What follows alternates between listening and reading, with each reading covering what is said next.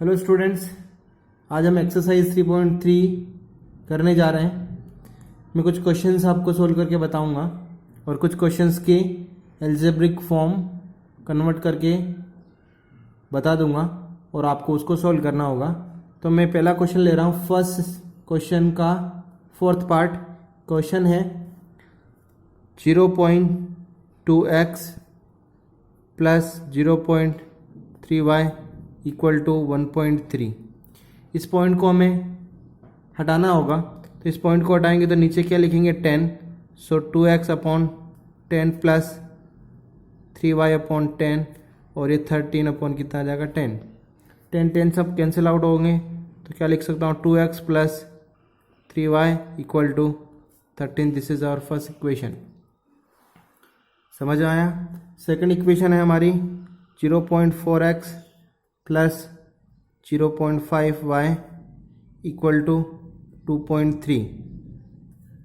इस पॉइंट्स को हटाएंगे तो 4x अपॉन 10, 5y अपॉन 10 और 23 अपॉन 10। सारे 10 कैंसिल आउट हो जाएंगे। So 4x plus 5y equal to 23। This is our second equation. Clear. अब देखते हैं इसको सब्स्टिट्यूशन मेथड से सॉल्व करना है, क्योंकि एक्सरसाइज 3.3 सब्स्टिट्यूशन मेथड से सॉल्व करने के लिए आपको कहती है। तो हम क्या कर रहे हैं, बाई इक्वेशन फर्स्ट हम इक्वेशन फर्स्ट को ले रहे हैं, इससे x की वैल्यू निकाल कर इस y यानी कि सेकंड इक्वेशन में पुट कर रहे हैं। So 2x is equal to 13 minus 3y, then x equal to 13 minus 3y upon 2। Putting x in equation 2, इसको हम स्टार इक्वेशन मान सकते हैं क्योंकि ये भी हमारे काम की है। सो कितना आएगा 4 as it is, x is 13 minus 3y upon 2 plus 5y equal to 23। 2 से इसको कट करेंगे तो ये कितना आएगा 2। 13 2 जा 26 minus 6y plus 5y equal to 23। Clear.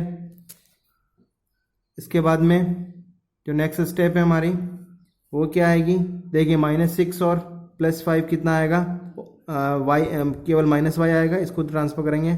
So this is -y is equal to, देखो 26 उधर जाएगा तो ये 23 माइनस 26, तो ये कितना बचेगा -3। So this implies y will be कितना आ जाएगा, ये माइनस और ये माइनस खत्म हो जाएगा, y विल बी 3। तो आंसर हमारा y की वैल्यू कितनी आ गई, 3 आ गई।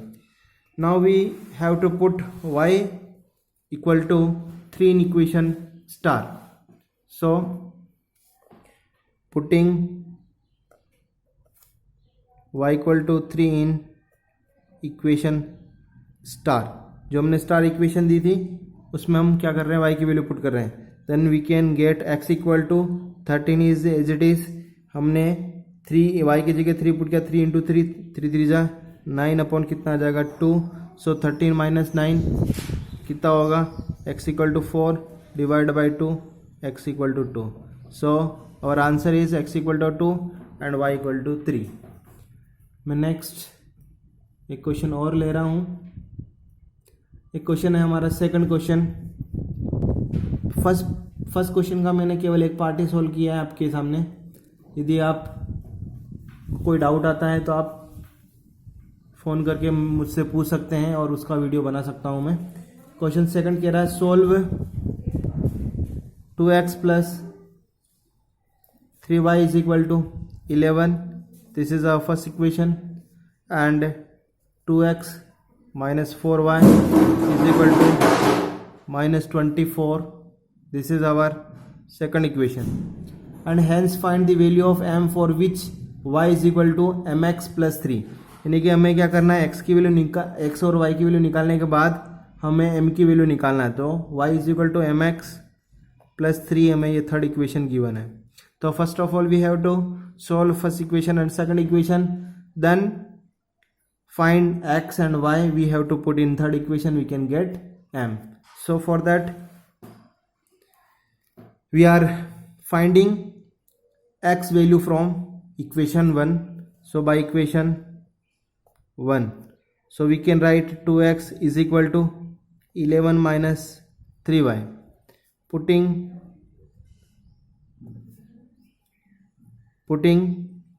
2x इन इक्वेशन सेकंड, हमने डायरेक्ट ही क्या किया 2x की वैल्यू निकाली, क्योंकि सेकंड इक्वेशन में 2x दिख रहा है, इसलिए ये पूरी वैल्यू हम क्या कर देंगे उधर पुट कर देंगे. इसको हम स्टार इक्वेशन मान सकते हैं. सो 2x की जगह हम क्या लिखेंगे 11 माइनस 3y लिख सकते हैं, माइनस 4y लिख सकते हैं, इक्वल टू माइनस 24.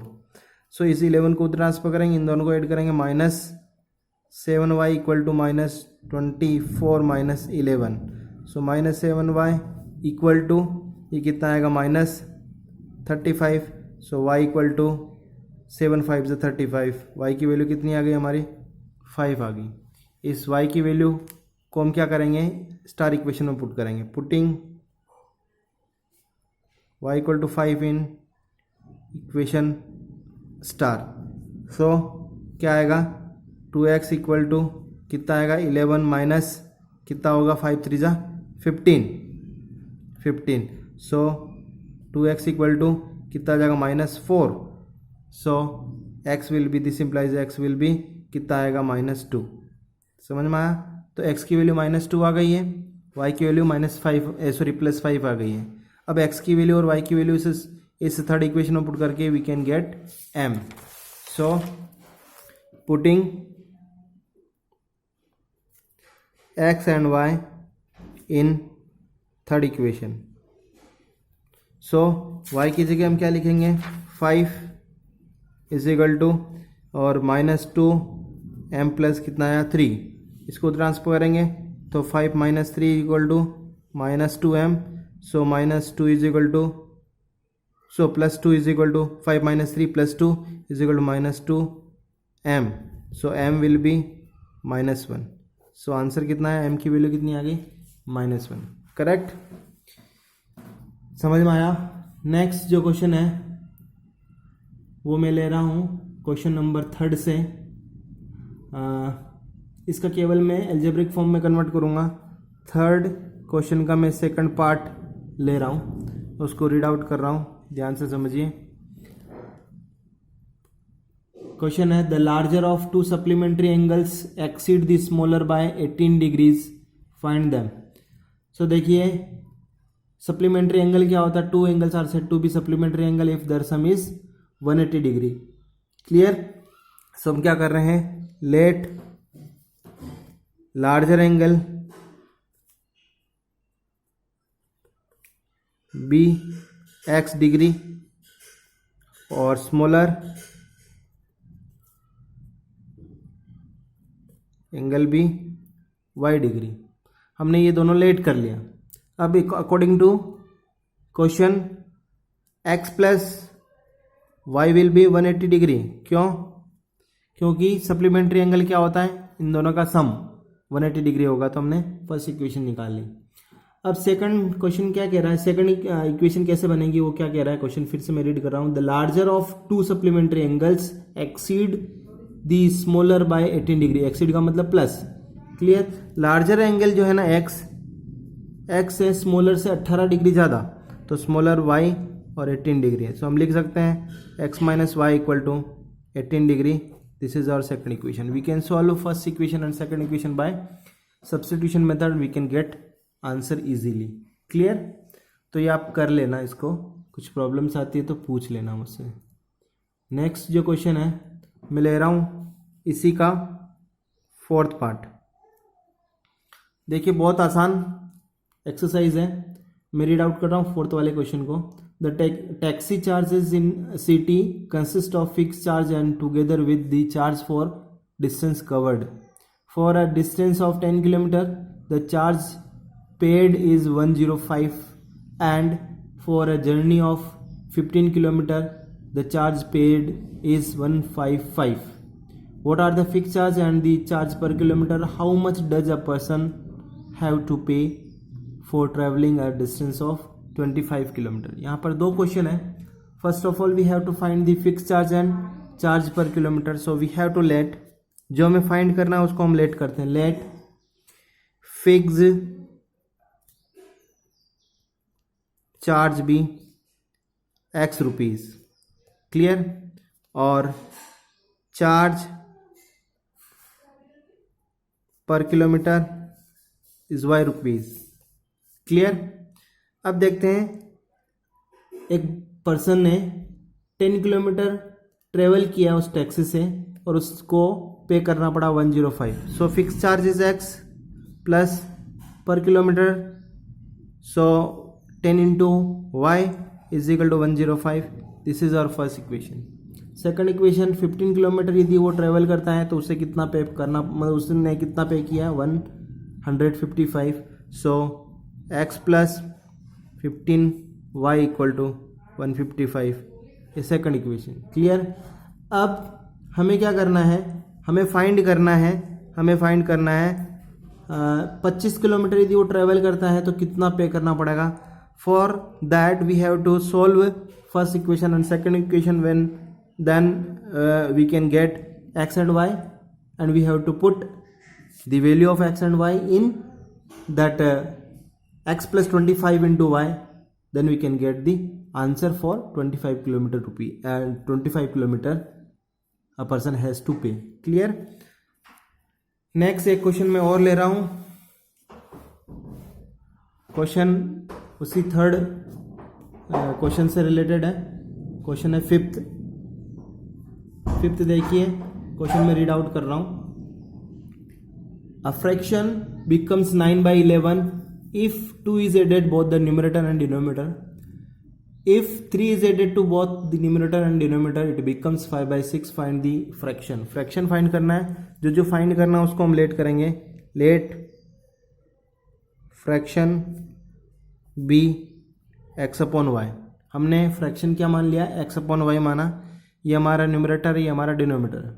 हम क्या कर रहे हैं कि न्यूमरेटर में भी 2 ऐड कर रहे हैं, डिनोमीटर में भी 2 ऐड कर रहे हैं। क्या बन रहा हमारा 9/11।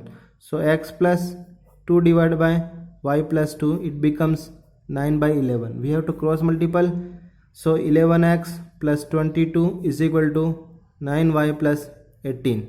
सो 11x minus 9y plus 22 minus 18 equal to 0। So 11x minus 9y plus 4 equal to 0. This is our first equation, clear। And then next is, if we add 3 to the numerator and denominator, it becomes 5/6। so हम क्या कर रहे हैं, x में भी 3 add कर रहे हैं, y में भी 3 ऐड कर रहे हैं, it becomes 5/6। so x plus 3 upon y plus 3 is equal to 5/6। we have to cross multiple, 6x plus 18 equal to 5y plus 15। so 6x minus 5y then plus 18 minus 15 equal to 0। so 6x minus 5y then it becomes plus 3 equal to 0। this is our second equation। we can solve first and second, we can get the x and y। we have to put here, it becomes fraction, clear। यहाँ पर put करेंगे, fraction आ जाएगा। एक question और ले रहा हूं इसी का, 6 वाला क्वेश्चन बहुत आसान है। देखो मैं पढ़ रहा हूं। 5 year hence मतलब 5 साल बाद, the age of Jacob will be 3 times that of his son। 5 years ago Jacob age was 7 times that of his son। what are the present age? so present age of late, present age of Jacob हमने मान ली x year, clear. और present age of his son, clear. हमने क्या मान ली, y मान ली। प्रेजेंट एज ऑफ जो जेकोब x और हिज सन एज कितना हो गया y। अब देखिए 5 year hence 5 साल बाद, 5 years hence 5 year hence मतलब 5 साल बाद। तो अभी प्रेजेंट एज x है तो 5 साल बाद कितनी होगी x प्लस 5, इसकी कितनी हो जाएगी y प्लस 5। सो जेकॉब एज क्या होगी, कितनी होगी, x + 5 और हिज सन्स एज कितनी होगी, y + 5 होगी। क्लियर। अब अकॉर्डिंग टू क्वेश्चन क्या कह रहा है, अकॉर्डिंग टू क्वेश्चन कह रहा है वो, मैं वापस रीड कर रहा हूं कि 5 year hence the age of Jacob will be 3 time. Jacob की एज कितनी थी, x + 5, वो कितनी हो जाएगी, 3 टाइम ऑफ उसकी बेटे की एज की। तो बेटे की एज कितनी है, y + 5। इसको सोल्व करेंगे तो x + 5 = 3y + 15। So x - 3y + 5 - 15 = 0। So x - 3y - 10 = 0। This is our first equation. Clear. अब अपन बात करते हैं नेक्स्ट, 5 ईयर एगो, 5 years एगो जेकॉब एज क्या होगी,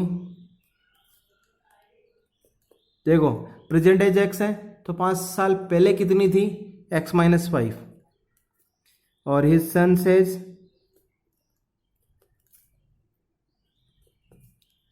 y - 5। अब ये सिचुएशन क्या कह रही है, 5 year ago Jacob was 7 time, Jacob की एज यानी कि x - 5 = 7 टाइम ऑफ उसकी सन की age. So x - 5 = 7y - 35। So x - 7y - 5 + 35 = 0। So x - 7y plus कितना हुआ 30 = 0। This is our second equation. हम इन दोनों को सोल्व कर लेंगे और आसानी से x की वैल्यू और y की वैल्यू निकाल लेंगे। क्लियर। क्योंकि मैं अभी सोल्व करूंगा इसको तो बहुत बड़ा वीडियो बन जाएगा, इस वजह से मैंने इसकी इक्वेशंस बना दी, आप इसको आसानी से सोल्व कर सकते हैं। और यदि कोई भी प्रॉब्लम्स आती है तो आप फ़ोन करके पूछ सकते हैं, शायद सर के पास मेरा नंबर है। ठीक है, ओके, थैंक यू।